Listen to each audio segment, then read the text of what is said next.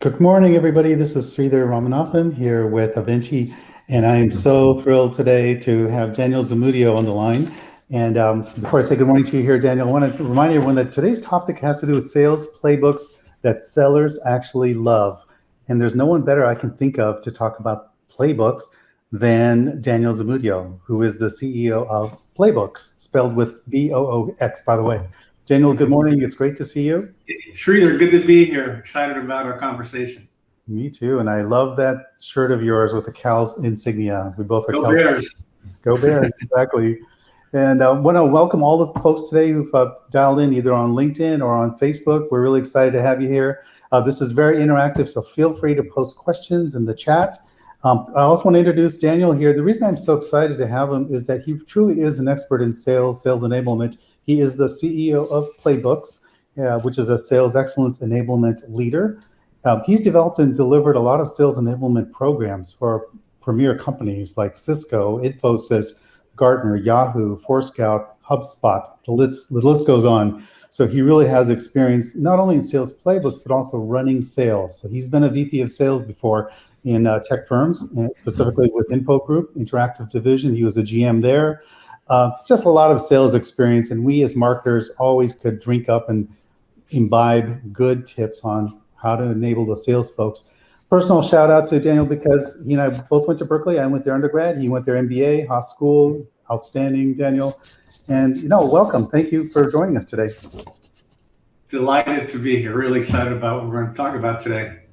Yeah, so let's just jump right on in. Why don't we start off with the definition? A lot of people have different definitions of a sales playbook. So how would you define a sales playbook there, Daniel?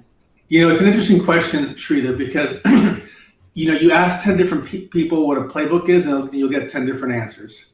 So I'll give you my interpretation, and the way I'll do so is I'll start with what is the focus of a playbook. So a playbook really codifies top performer best practices and subject matter expertise to help sales organizations to win more often. So if we start with the end in mind, we're trying to, through the playbook, impact things like win rates, average deal size, new hire time to first deal. So that's one way to look at it. The other thing in terms of the playbook, it is designed to enable all your reps to sell more like your best reps. So through that, what we want to do is to, again, codify those best practices, what's working, so go through some analysis to really understand from the top performers what's working, what are the winning behaviors, and then very critically then work with subject matter experts, folks in product marketing, enablement, and others, to then put that all together into a system, which is the playbook that then makes it, if followed, makes it easy for folks to replicate those winning behaviors. Last point I'll make here that it's also key is the notion that the playbook, just like in professional sports, helps the coach better, right? Mm-hmm. So our 49ers, maybe back a few years ago, they just throw players on the field. It didn't seem like they had a playbook. But imagine that, right? Everybody goes in and does whatever. So the playbook kind of brings all that together. I love that analogy here about the tool for the coach, so to speak. And I also like, Daniel, that you're calling this a system. It's interesting. A lot of people look at sales playbooks as a static PDF that you throw out there to the sales team, and once in a while it's updated. And I really strongly resonate with your comment that it is a system and it is a way to take that top quartile of sales sellers who are outstanding, and how do we get the other 3 quartiles? So that's great. I also think of it as a living, breathing, ongoing source of truth, that sales playbook, ongoing, living, breathing, type of thing. So I'd love for you to expand a little bit on where does the sales playbook fit in the overall arsenal? When you think of sales enablement, there's training and mentoring. How do you see this fit, this particular asset? Right. So I have a perspective that might be different from some of the folks who are listening in today, because I believe that the playbook is the foundation for sales enablement. So why do I say that? If we agree or buy into the notion that the playbook captures and codifies best practice in some form of organized manner, then that content becomes the foundation for all other sales enablement initiatives. You could use it for, on your LMS, you could use it for your boot camps, your sales academy, your coaching. So to me, the key thing that I think about is that a playbook is not a sales tool. So a playbook, as we talked about, is a system, right? So that that's the foundation, from my perspective anyway, of the relation of a playbook to sales enablement. It's just not another, because this is actually an important point, Sridhar, in that a lot of folks think of a playbook as just as a sales tool. Exactly. And it is much more important than that. It is really the codification, not just the best practices, but it helps companies execute their growth strategy. So it incorporates tools, it incorporates templates, it incorporates tips, but it's not a sales tool in and of itself. So just on that note, it's not a sales tool in and of itself. So what's the form factor? I mean, how does this thing look? Is it a intranet? Is it on Salesforce Chatter, for example? Is it on Wiki or Confluence page? Sure. How should it be delivered, so to speak? So first of all, I'll walk through kind of the process. So you go through a process. You're interviewing a bunch of folks, maybe even talking to customers. Yeah, another key point I should have made is that one of the key focuses for a playbook now more and more is the notion of helping sellers to optimize the buying experience at each stage of the sales process. So I wanted to make sure I interjected that. But in terms of the form factor, it really starts. Some people do it in Word, some people do it in PowerPoint. The key is to make that So the way we do it is you do it in PowerPoint, but then you basically take the segments and put them into the different stages of the sales process in Salesforce. The ideal kind of, from my perspective, place for the playbook to live is in Salesforce, because ideally what you want is that playbook to actually help reps to more effectively, assess, qualify, develop, close, and forecast deals. Yeah, very good there, Daniel. And again, coming back to your idea, this is really a strong point you're making, that it is a system. It is not one tool, one little document. It's a system, and the system fits. And I share that sentiment, because we also here at Aventi Group, we have something called a scorecard. It's a sales enablement scorecard. And what we do is we look at the entire experience from the point of view of the sellers. So they go through training curriculum, they have on-demand learning, they have mentoring, they have role playing, they have over-the-shoulder managers looking at them during the sales meeting. So it's a very comprehensive capability set of enablement, and a playbook is the core system for truth. So I would just recommend, we're going to post here, Jamie will post up the sales scorecard asset that we have. People can check it out. And it is Daniel's idea of a system. What is the overall system? Yeah, it's a system. And I think the other key thing here I want to point out is that, I like to say that it takes a village to build a playbook. And my perspective, more and more, is that product marketing is the mayor of that village. And so why do I say that? Because, if the last point I made, that the playbook really should guide reps to optimize the buyer experience. Well, guess what? Product marketing is really the best proxy for the customer, right? So they understand intimately the customer, the buyers, the target buyer, the personas, et cetera. And then they also are the ones who are crafting the messaging.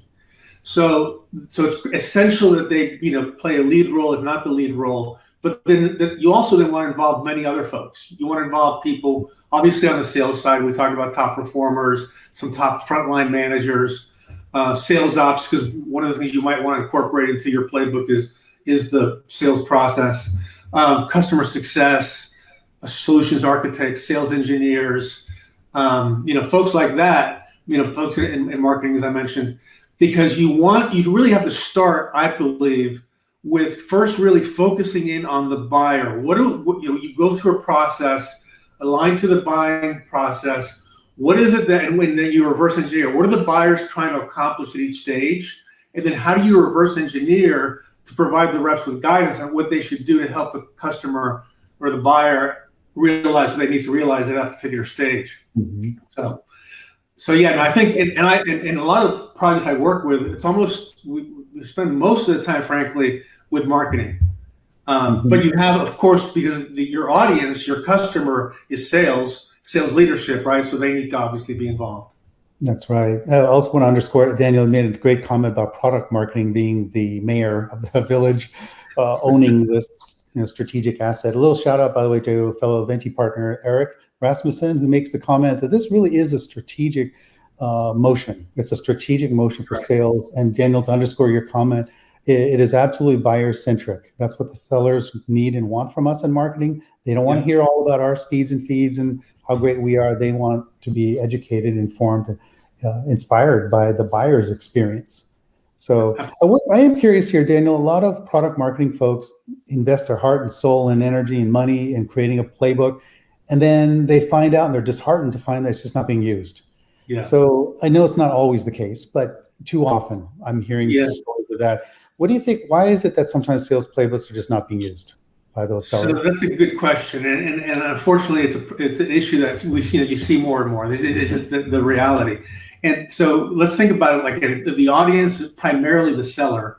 What do sellers love, right? Let's kind of reverse engineer from there. So sellers love, anything that's going to help them to win more often, hence make more money, make their numbers. So long as it's easy to use and it doesn't take a lot of effort on their part. That's the reality. So what they don't love, and the reason they don't get used, is when the playbooks are just encyclopedic in nature, right? You've got too many pages, too many words, hard to navigate, not user friendly. So what ends up happening is they end up on a shelf.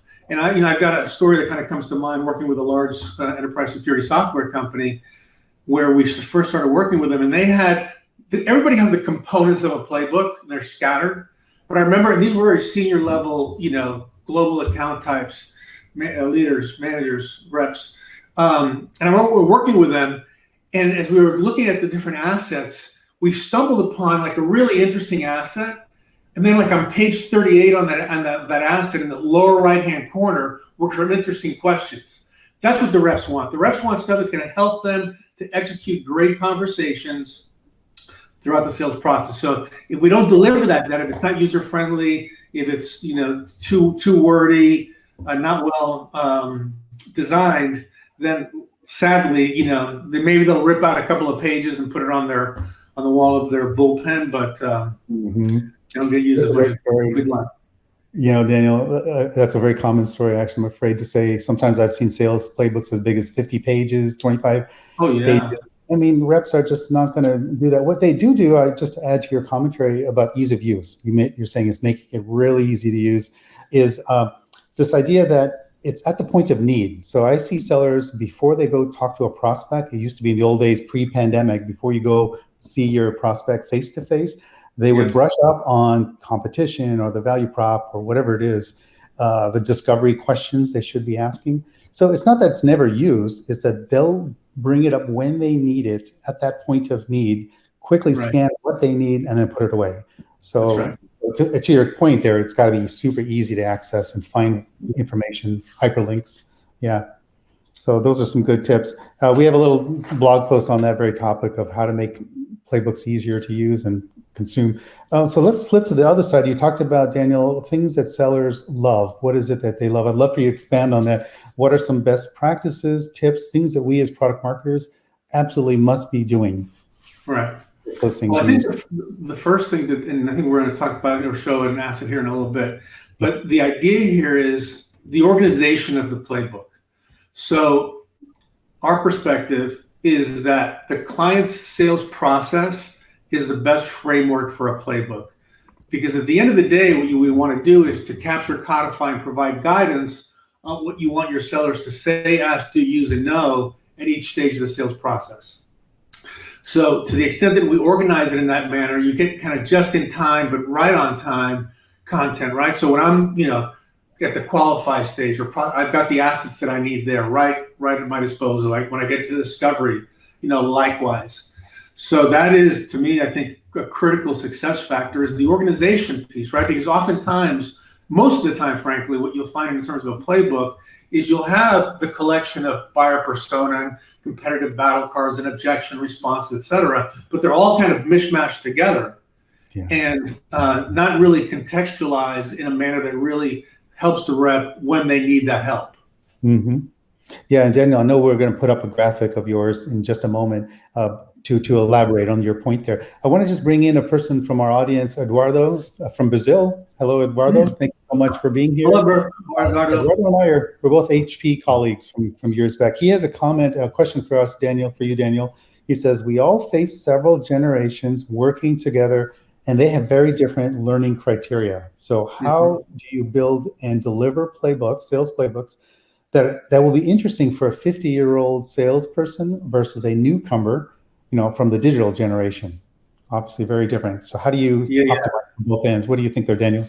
Well, great question. And so to me, the key thing here, so you think about just in general, I've been a salesperson and, you have short attention span, so it's really key to provide stuff in kind of, bite chunks, nuggets to make it easy to absorb. But I have this philosophy, which we call being prescriptive without being restrictive. So regardless of whether you're a 50-year-old or a 25-year-old, in the sales profession, in either case, what you want is stuff that's going to help you, easy to digest. So again, we use, instead of like words, we think about like a bunch of text. We think keywords, key phrases, visual cues, frameworks, things that, that anybody can look at and say, okay, I understand the logic. There's some keywords here that will prompt me to say the right things. There's some prompts for the questions, but it's not overwhelming, right? So I could use it in the moment. So to answer, is it Eduardo? Eduardo, yes. All right, good. Eduardo, Neymar, man, I'm sad that he went to Paris Saint-Germain. I'm a big Barcelona fan, Eduardo. No, but to me, I think the key is to make it really consumable at the point of need, right? So let me contrast. Kind of the current state, if you will, is this long, wordy playbook. I can't use that at the point of need. The ideal state is where you've got, you're seeing on the screen some guidance, right? Here's kind of the logic, the sections, the methodology for that particular behavior, and then just some prompts, some keywords, etc. And to me, and it's interesting, Sridhar.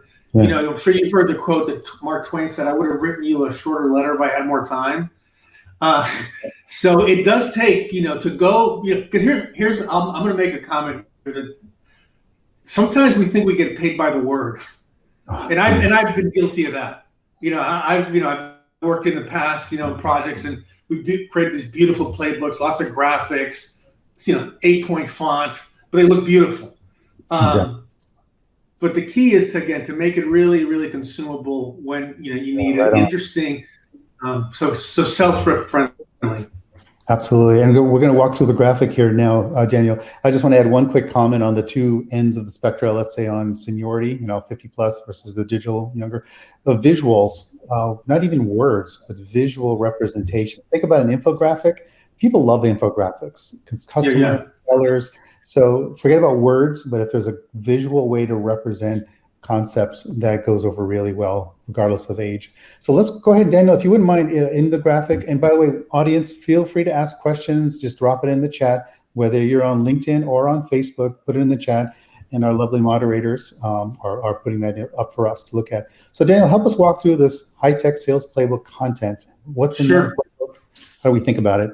Okie doke. So again, what I said before, the client sales process is the best framework for a playbook. And what we're seeing here is, kind of the representation of a typical, complex enterprise sales process. But what you'll notice here is, we've got a stage 0, which is the planning stage. So each of these stages, right, you see underneath each of the stages a set of different tools, methodologies, templates, content to help the seller or the manager excel at that particular stage, right? It's the way we think about almost the sales process. It's kind of like a process of elimination, right? It's like the March Madness here. If you don't do the planning step right, then you're not going to do very successful prospecting or qualifying. If you don't do that well, you're not going to do a good job of discovery and so on. One of the things that I'll point out here, and this, if I had a way to create an animation right now, I would take that discover stage and increase it, tenfold, because that is the most critical part of a playbook. And if you talk to any CRO, any head of sales, what they will tell you, the common complaint, and I don't care if they have 20 reps or 2,000 reps, is our reps need to do, a better job of discovery. So this to me is the core. This is where you really help drive a great conversation. So the construct here is to help the rep open up. Now this could be use case specific, it could be persona specific, it could be platform, depending. But what's the best way to tee up that conversation?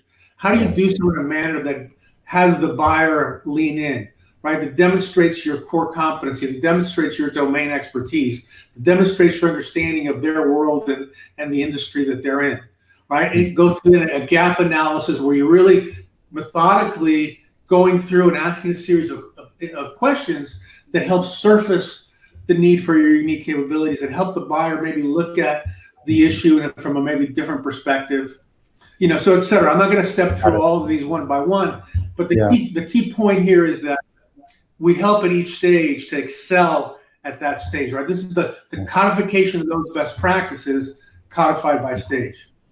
And Daniel, on that point you made about discovery, I think I want to just amplify the point of questions. Product marketing folks are actually really good at asking the right questions of the prospect to tease out the pain points, for example, understand the current state. What is the case for change? Why change? Technology is not always the answer. There's always other user adoption questions. So to highlight some things you said in the discovery is, what are the questions that the seller should be asking to lead that conversation? It is a conversation. I've heard one metric. I'm curious, Daniel, what do you think about this? In the discovery or that prospect meeting, what percentage of the time should the seller be talking versus listening? Yeah, it's a good question. So, the rule is, 30-70. So it's like, you got one mouth and two ears. That's pretty much the ratio. And there's been a lot of actually studies along that. A company called Gong Io did a lot of research, and they show that the best performers, talk less, ask more, listen. And that's the key. I mean, to me, the way I think about discovery in many ways is you're wanting to help the buyer tell some stories about the issues that are, you're directing them, right? Focusing on, the gaps in their process, the gaps in their systems, the thing with the constraints that are getting in the way of, they're accomplishing what they want to accomplish. Yeah. But you really want to, lean in. And I think that from a mindset perspective, to have that, that 30-70, you have to have a mindset of empathy and curiosity. So to genuinely, as a great consultant, right? As a great consultant, you're really trying to understand the issue and then, to be fair to the customer, to assess whether or not you can actually really help them solve what they care about. Exactly. Yeah, I just want to double click on the word you just said a moment ago about telling a story. I mean, being mindful that you do want to do 70% listening, 30% talking. But if we can weave in stories, I think that is very, very powerful. Stories of other customers like the prospect you're talking to. Oh, we have a major bank that's very similar to what you're describing. I'm curious, blah, blah, blah. One thing I want to bring up is in your flow chart there, I don't know if we can put that back up. How does this relate to very popular sales methodologies? So the Challenger sales, for example, Miller Hyman, Bosworth, there's a bunch of these sales methodologies. How would you kind of reconcile or map these? Sure. No, so that's a good question. So you have the sales process, and then embedded in that is the methodology. And typically, so there's two types of methodology. There's deal management methodologies like MEDDIC and others, and then there's conversation methodologies like Challenger and Sandler. And Sandler actually looks at the entire sales process, but some of the ones you mentioned, right, corporate, et cetera. But the methodology is embedded, and so it gets embedded, like in discovery, for example, it gets embedded so you have the tool that's structured in the construct of that methodology, right? So you've got whatever the components of the methodology are And then, so you've got those, but then you've got the prompts in terms of, okay, how do I use that methodology? So the methodology is embedded into the sales process. Got it. Okay, very good, very good. Thank you. And a lot of product marketers are becoming more and more familiar with selling methodologies, sales methodologies. I would highly encourage people to take a course in it. Go take a corporate vision, take a corporate visions, take a Sandler, take a Miller Hyman, take a Challenger. I mean, all of these, they do have sort of modules where you can train, get learning, get some, like a one-day workshop. They have 5-day ones. Don't do that. I would highly recommend that marketers I've also run sales, as you have, Daniel. And that's one of the things I find a lot of marketers don't really understand the world of the rep. They think they do. We think they do. But take that one of those solution classes. Yeah, go ahead, Daniel. That's a great idea, Sridhar. It's actually becoming more and more important, right? So you want the sellers to be buyer sensitive, and you want the marketers to be seller sensitive. There you go. So to accomplish that, that's a brilliant idea, because then because you know this, Sridhar, we've talked about this before. There's too often a chasm between sales and marketing. Oh yeah. And so to bridge that gap, what you just suggested is a great idea. And then again, when you do these types of projects, it's essential that everybody be in the room together on both sides. And not to say marketers sell too. I mean, you have to sell your ideas, you have to sell your campaigns, your tools, your assets, everything you're doing. Marketers are absolutely selling. So hey, think of the seller as another persona, as a big, important persona. Let's move on to a couple more questions. I want to make sure, folks in the audience, again, if you're on LinkedIn or Facebook, we invite you to ask questions or comments. Good morning to you, Lori Siragusa in Florida. Thanks so much for piping in. Great to see you. So Daniel, just maybe we can, on this best practices section, I want to put out, let's say 3 do's or don'ts. And I'm going to put out a 3, and I'd love to have you real time. 3 do's or don'ts for product marketers. So for me, rule number one, no marketing hype. There's nothing more irritating to a seller than being marketed to. Tell them the truth. Just please, for God's sake, tell them the truth. Sometimes marketing folks tend to hype their solution. Be honest with the seller. Tell them the genuine strengths and weaknesses of your technology, of your solution, because you don't want the seller to be blindsided by competitors. So number one, do's and don't hype. Number 2 is long form prose. Don't do that. It's bullet points. It's super scannable content. I love images, pictures, images, graphics, that people consume those. So number 2 is just avoid long prose. This is not a white paper. It's not an ebook. Facts and figures. Number 3 is keeping it fresh. Reps aren't going to continue using them unless they're kept current. Current means literally weekly, monthly. So if there's a competitive development or there's an industry activity, something's happened, put out. Salesforce Chatter is a great tool, or Slack, or whatever you're using. Be that system. So it's not just the document, but be in product marketing, feeding that sales team. I just want to interject real quick, Dan. We have a question from the audience, and I'll turn it back to you on your top 3. Elizabeth Beamer, welcome, Elizabeth. She's actually calling from Europe. Thank you so much, Elizabeth from Malta. She says, what metrics do you usually use to determine whether or not, number 1, the sales playbook is actually being used by sales? And I'll get to the second one in a moment. So let's answer that first question. What metrics do we use on using?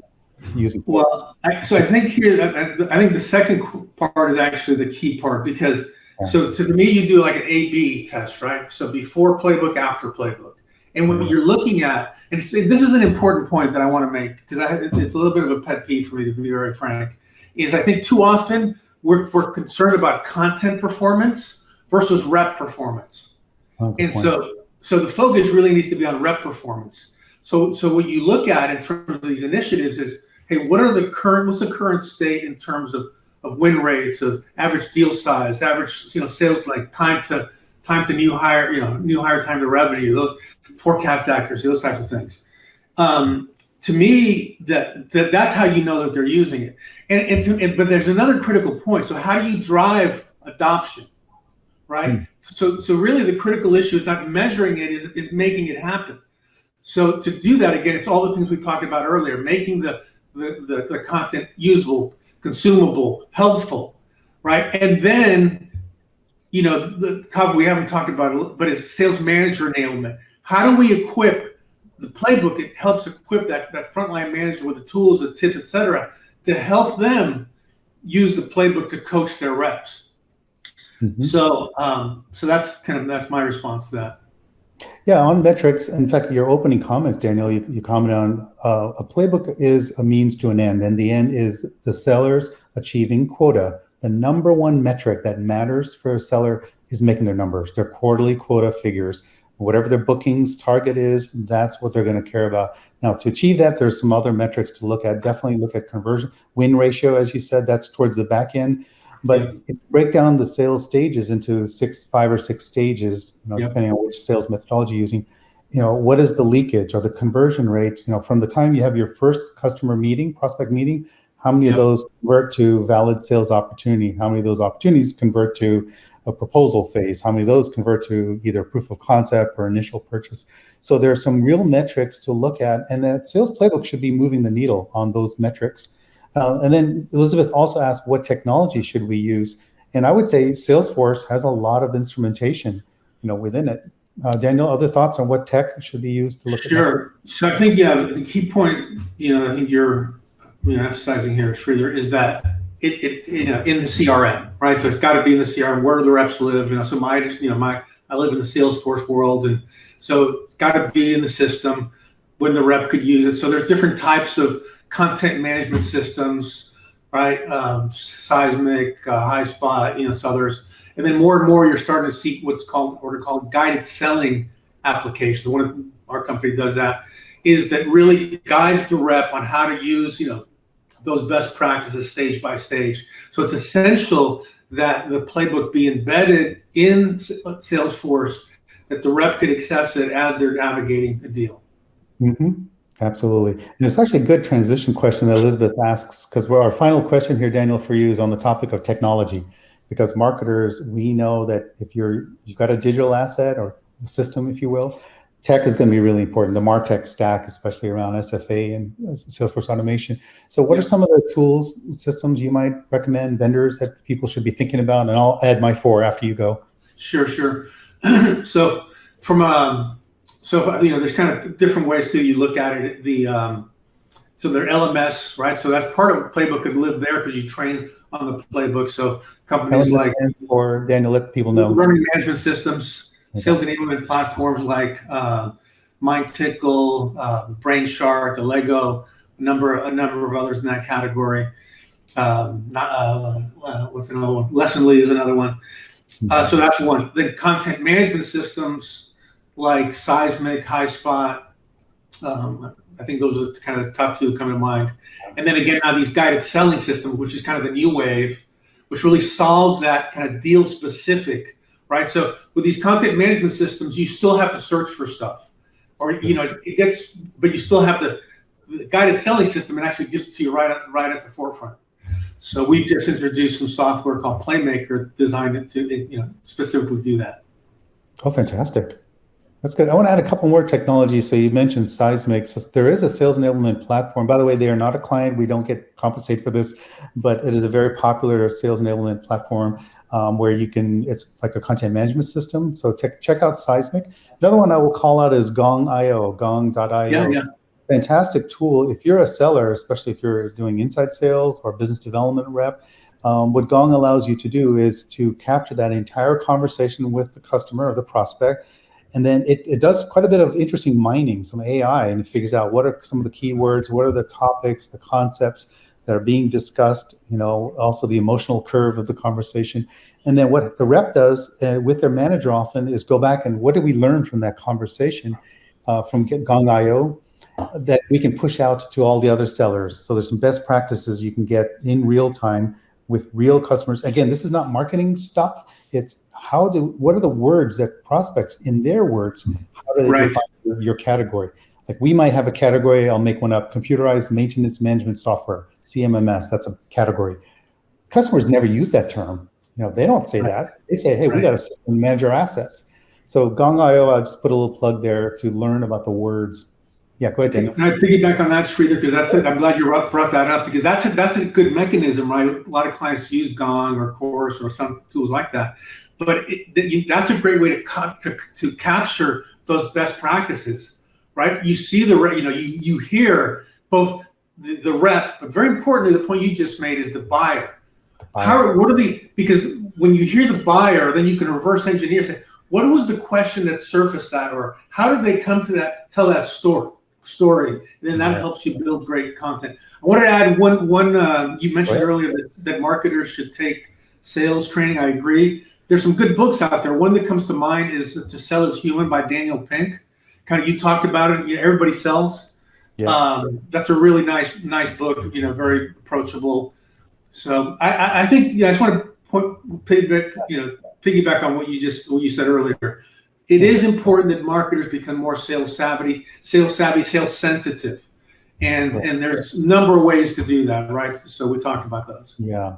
Another way for marketers to become, I guess, invited by and engaged with sellers is competition.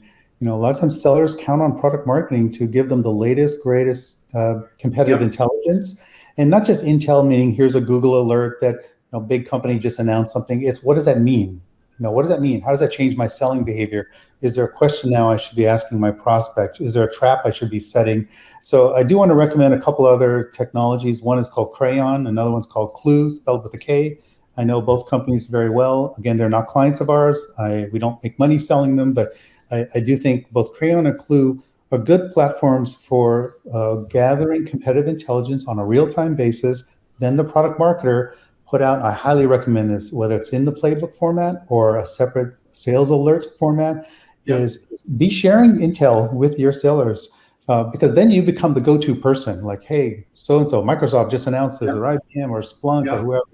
What does this mean? You want the traffic to come into your office, virtual office, if you're a product marketer. And competitive intel is a key part of that sales playbook system. Definitely. Yep. Yeah.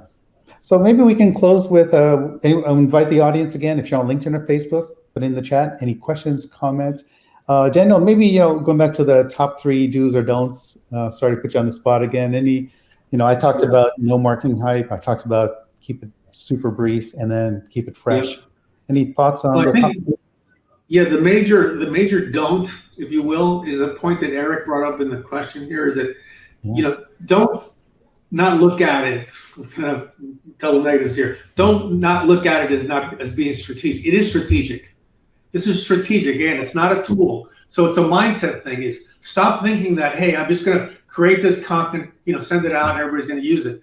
No, you got to think the end. What is your, another key thing a playbook does is it helps sellers be more effective in selling to specific vertical markets. So you can have specialized playbooks. You can have playbooks by role. So I think, the first don't is don't think of it as a sales tool. And then, with reiterating what we talked about earlier is, stop too many words, just stop. So I say, product marketers are great wordsmiths. They just use too many words. Net it out, right? Vet it with people. If the content that you're creating doesn't help enable a conversation, throw it out. It's no good. Right. You got to really think about it from that context. You should be able to take that asset that will be part of the playbook, put it in front of a rep, and they can immediately use it to drive a better conversation. So those are a couple of ones that are.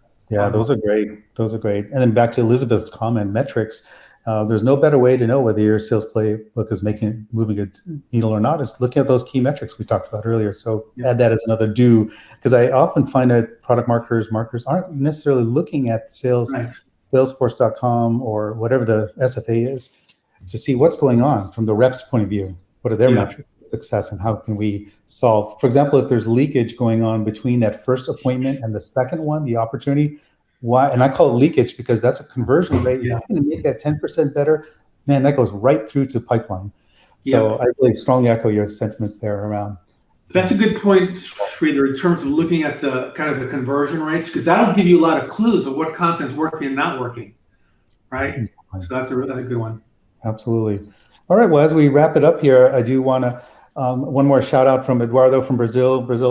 Thank you, Eduardo Neves. He says, great insights. Content became obsolete very fast, but if you have a strong strategy, this is Eric Rasmussen's encouragement, if strategy is embedded in the systems, love the concept, your sales playbooks will last. So yeah, couldn't have said it better. Yeah. Thanks, Eduardo. Very good.